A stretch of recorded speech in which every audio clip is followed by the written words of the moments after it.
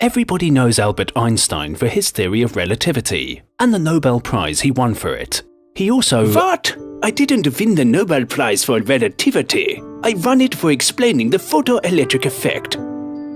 Right, of course, sorry. Einstein won the Nobel Prize for his work on the photoelectric effect, which helped settle the age-old debate of what light is made of. So, what is it?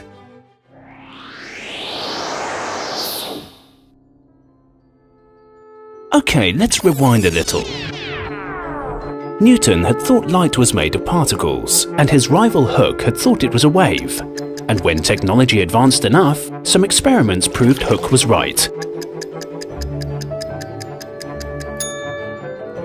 That proof, and Maxwell's equations describing light's behavior as a wave, made the debate die down, until the photoelectric effect was discovered.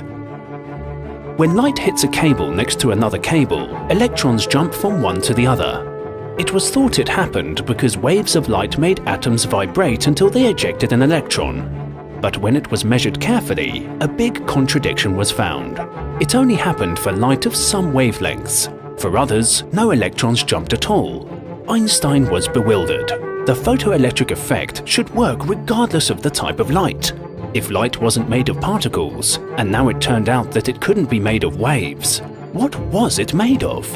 After much reflection, he formulated a new hypothesis combining the two previous ones. What if light were made not of waves or particles, but of both? That is, what if light were made of wave packets? That concept, which we now call photons, allowed Einstein to write out equations that explain the photoelectric effect in 1905. This consolidated the idea that light can sometimes be described as a wave, sometimes as a particle, and sometimes as either. It was a revolutionary view, and it opened a field for quantum physics. Robert A. Millikan, an American experimental physicist, was unconvinced by Einstein's conclusions, so he set out to prove him wrong by carefully measuring the photoelectric effect.